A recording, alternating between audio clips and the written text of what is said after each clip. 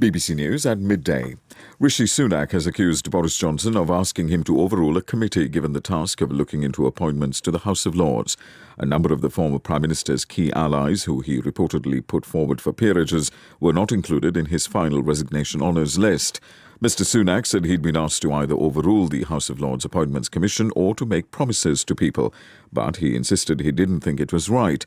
Our political correspondent Ione Wells says a war of words has broken out between the two sides. When Rishi Sunak was asked whether or not Number 10 had removed names from the list, he strongly denied this and said that Boris Johnson had asked him to do something that he wasn't prepared to do. That has now been responded to by somebody describing themselves as an ally of Boris Johnson's, who has pretty strongly accused Rishi Sunak of blocking peerages secretly.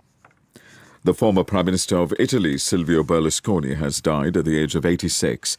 Mr Berlusconi served as Prime Minister 3 times between 1994 and 2011.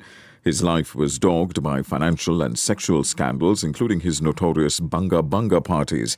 Our World Affairs correspondent Paul Adams looks back at his life. Silvio Berlusconi was a politician, billionaire, womanizer, cruise ship singer and convicted fraudster. For 2 decades, in and out of power, he dominated life in Italy.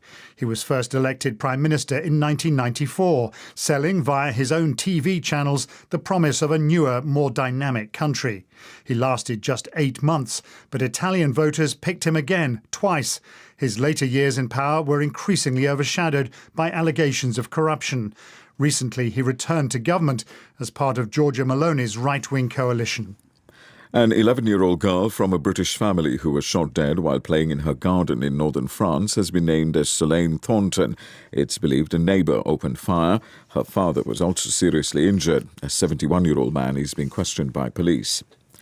A former Scottish Government minister who served under Nicola Sturgeon has said the First Minister, Humza Yousaf, should consider suspending his predecessor after she was arrested.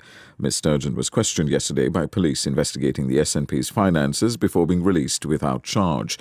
But the SNP MSP and former leadership candidate Ash Regan said Mr Yousaf needed to take action if Ms Sturgeon didn't resign from the party. Over the last couple of months, we've seen 3 senior members of the party that have been arrested, even though they've all been released without charge. This is a bit of a distraction to the party and to the work of government. And so I think that the leadership in Humza need to really think about taking decisive action.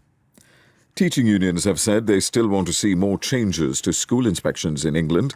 Ofsted is to allow schools which are graded inadequate because of child welfare to be inspected again within 3 months, and there'll be an overhaul of its complaint system. But Professor Julia Waters, whose sister Ruth Perry killed herself after being told her school was being downgraded, said the changes were not enough. My sister waited for 54 days with the knowledge that her school had been downgraded from outstanding to inadequate, knowing that she was going to go through this public humiliation, the publication of that inadequate judgment. 3 months. She didn't last 3 months. She lasted 54 days with that knowledge. 3 British tourists missing after a fire on a dive boat in the Egyptian Red Sea are now presumed dead. The tour operator for the trip, Scuba Travel, said their families had been contacted by the Foreign Office. An elderly woman from Ecuador who woke up inside a coffin at her own wake is being treated at the same state hospital that declared her dead 2 days earlier. A video shows 76-year-old Bella Montoya breathing heavily in an open coffin and being helped by 2 men. The hospital is investigating. BBC News.